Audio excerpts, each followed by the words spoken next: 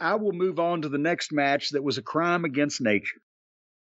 And another example of what we're going to be putting up with now that the inmates are once again in charge of the asylum. A number one contenders match for the AEW tag team title.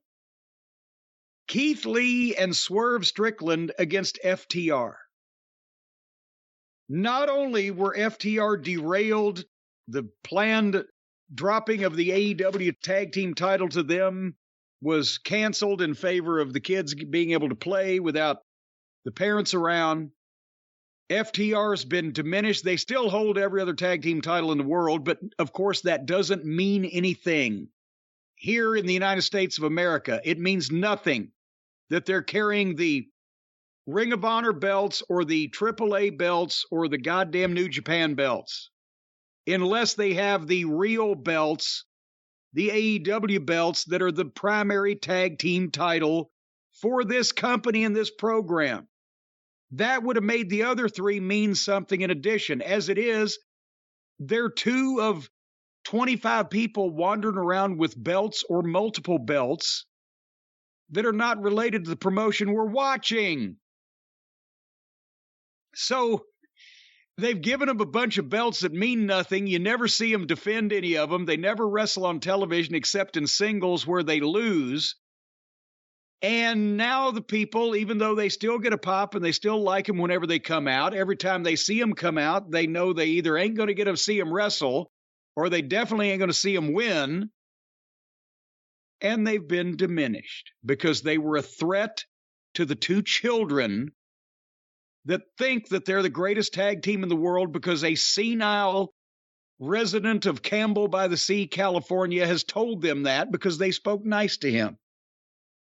And instead, the best tag team in the business now came out here and did everything they could to get Keith Lee and Swerve Strickland over.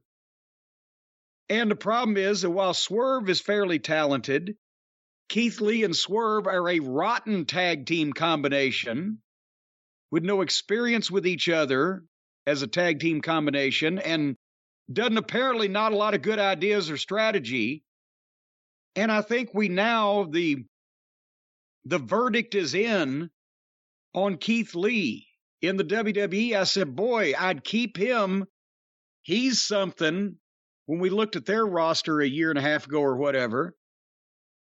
But since it's another, like an Adam Cole situation, apparently they, instead of keeping him under their thumb in the WWE and preventing him from getting over on his own, he's another guy that they presented at his best and brightest exposure and kept him away from his worst influences.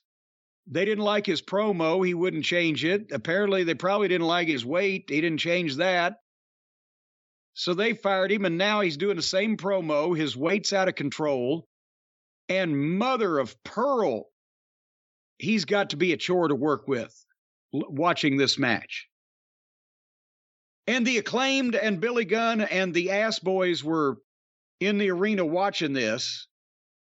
And, of course, the crowd hijacked the match at the bell, at the opening bell, chanting, "Scissor me, Daddy," because now, again, the booking has led to FTR being the most popular tag team in the company 6 weeks ago, and the tag team champions taking a back seat to "Scissor me, Daddy Ass." Cash and Swerve actually wrestled. Cash is better at it than Swerve, but Swerve ain't bad, and Cash put himself in the right place for all the Swerve stuff. And Dax got in, and then here came Keith Lee. And both Dax and Cash put Lee's size and strength over as best they could. Lee can move in short bursts, but it looks like he needs twice as long in between to recover from a short burst. And this could not have been easy to try to put this together on FTR's part. They went through a break. When they came back, the fans were sitting on their hands because Swerve and Keith Lee were in control of Cash, getting the heat on him. That meant they were dictating the pace, and it was blah. And then finally, for the first sign of life in about 10 minutes, Cash actually made a hot tag to Dax. He figured out a way to do it where they didn't see it coming. Did you see the comeback that Dax made on this, Brian? I watched a match, yeah. I'll tell you what, everybody's talking about backstage fucking fights and shoots. If I'd have been Dax Harwood, and this was the most that I got out of a motherfucker selling for my comeback, there'd have been a bigger fight in the locker room.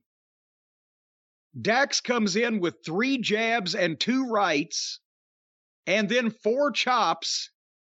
Swerve has not taken the first fucking bump yet and started fighting back.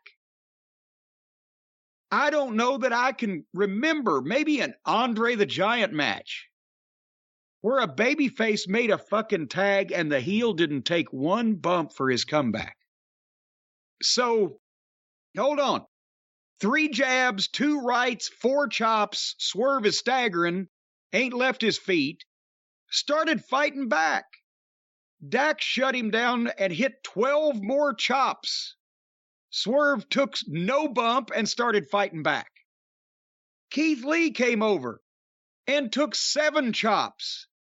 No bump, and started fighting back. Meanwhile, Cash was out hiding on the floor below the apron because his cue hadn't come up yet. And there's FTR trying to do this convoluted and complicated finish that they've set up for a tag team that if a tag team had been competent, it might have gotten them over. But as it was, Swerve and Keith Lee couldn't do this. So FTR was trying to call college mathematics with an amateur fucking grade school math class. And at one point, they did the roll-up deal where Swerve would do an O'Connor roll-up on Dax, and then Dax would kick him off, and Swerve would jump up on the turnbuckle, turn around, cross-body off. Bobby Eaton, Bobby Fulton, Fantastics Midnight Express, many heels and baby faces throughout history. Dax kicks off out of the roll-up. Swerve goes to the buckle and jumps up on the turnbuckle facing inside the ring. He didn't jump up facing out and do a turnaround crossbody. He tried to jump up on the turnbuckles already looking in the ring and slipped off the fucking ropes and fell right at goddamn Dax's feet. Before he went all the way down, he recovered and jumped up and crossbodied Dax off the mat. And Dax had to fall backwards with that. And then FTR hit Swerve with everything. Several moves in a row and got a 2 count. And then they did a sloppy deal where Swerve kicked Dax off the apron and tagged Keith Lee. But Swerve couldn't do the fucking deal that he tried to do right. I don't fucking know. It made no sense for the heels to do it anyway, because it looked almost like a babyface thing. They gave Cash a huge power bomb off Keith Lee's shoulders that he threw Cash into Swerve, power bomb, boom, and Cash kicked out. They're about to, I'm not going to spoil anything when I say FTR is about to do the job anyway. So goddamn, that looked like if you ought to do a job for anything, that's what you ought to get beat by, but that was a 2 count. And then they did more complicated shit. And Dax hit a slingshot powerbomb on Swerve, and Keith Lee hit a big shoulder tackle on Dax. And Cash drop kicked Keith. And Keith Lee, of course, no-sold that and head-butted Cash and got a 2 count. FTR can't whip the fucking fans, is what I wrote in my notes. Then they got Keith Lee's massive ass on the top rope and tried the superplex splash that they do, Dax and Cash. But Keith Lee could barely get up there, and then he could barely push off, and it wasn't like Dax was going to send him all the way to the middle on his own, so Keith Lee got turned over and landed on the superplex, like 5 feet from the corner. Well, Cash could have made it with the splash because he did, but when Keith Lee didn't go over and land flat. He landed rolling because he's as round as he is tall, and he has to flap his arms. You can tell whether he's rolling or walking. So he rolls up and onto his stomach and out of the way of the splash that Cash has already left the top rope for. And instead of sitting right back down, remembering what was going to happen to him, he went with it and rolled all the way over on his belly, and Cash barely grazed Keith Lee's back with the splash. Oh, my God. Somehow they hit the big rig on Keith Lee, but Swerve made the save, so now they've hit their finish. And that hadn't worked after these guys have not taken a goddamn bump for him or sold anything. And then Swerve hits a nut shot on Dax, and Keith Lee hits his finish on him while the ass boys have Cash on the floor holding him so he can't make the save. So that shitty little piece of business was the finish. Instead of, they could have beat him 5 minutes before that with that big power bomb, and they wouldn't have kicked out of their finish, and they wouldn't no-sold some other shit. But they couldn't have got the big story in at the end with the fucking ass boys holding Cash out. That's apparently supposed to give FTR an excuse for losing, when through the whole match, these middle card guys dominated them at every opportunity and sold jack all of shit for them. So Lee and Swerve took most of the match, none of the bumps, foiled everything that FTR tried to do, survived their finish, and beat them. Hello. Well, the Bucks are back. FTR lost on TV. Omega's back. Rio's on TV.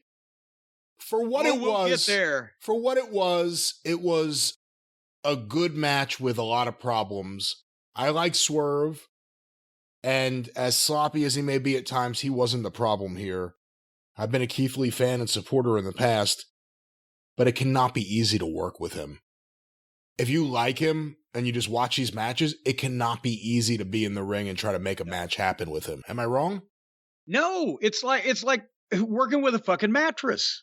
It just, the size and unwieldy nature of it alone is everything's going to look, and you can't, even if he knows where he's supposed to go, FTR made the finish too complicated. And that was their finish, because the other two was not capable of coming up with all that. If it had been a great tag team that could keep up with them, it'd been one thing, but you can't even turn Keith Lee's momentum. If he's going south, you can't turn him and get him going north, nor can he do it for himself without a wide swing around the corner. Let me ask you two questions about all this. One, actually, I guess it's one question. I'm not against the idea of doing the third match between, although after watching this, I don't, Keith Lee's getting rough to watch in the ring, but I'm not against doing the idea of the Acclaimed against Swerve and Keith Lee, the third match. Each one match. It's kind of what should have happened with FTR and the Young Bucks. Right. But does the end result of that match being the winning team eventually dropping the belts to FTR excuse the fact that this team, which were the number one contenders for months and have all these other belts, just did a clean job on TV? No, this the idea that we'll get the title after the fact? No, because it still doesn't, because it's not. Somebody out there goes, well, it's a rule of thumb that before a person or team should win a title, that they should do a number of jobs for other people so they have challengers ready to go. Yeah, in a perfect world, that is correct. When those stars had been built up properly and gotten over as a level of main eventers, and those stars are on television regularly being featured, and the matches that they had with those people are good, so you'd want to see them again. And all of those things have to come into play also. And then you can do a bunch of jobs and then win a title, and it means something. But if you do a bunch of jobs, when, again, from the start, and they're not alone, none of these people had a proper promotional push. It was a joke. They come in, they have long main event matches and get beat, and then after they're there for a year, they start beating job guys in 5 minutes. That's for everybody on the whole roster. So they've never had a coherent promotional push. They never had somebody giving them the ball and letting them run with it. The fans got FTR over on their own because they're obviously clearly the best and excel every time you see them. And that caused, the California Raisins to go, oh, shit, we got to put an end to this. How can we do this without it being obvious? And all the little tricks that go along with it. Always lose the single match every time. Always lose the big tag match and then win something less important and less high profile. Don't be seen regularly when the people are cheering for you, or when the live crowd cheers for you, put you on pre-tape. And then sooner or later, people will move on and they'll come to find the new shiny thing. Oh, the guy that raps and his partner and they scissor daddy ass. We like that now because we're seeing a lot of them. And they're not a threat to the EVPs because they're young kids that will do what they're told. They're over with the fans, but they're not fucking accomplished professionals and in-ring geniuses like goddamn Dax and Cash.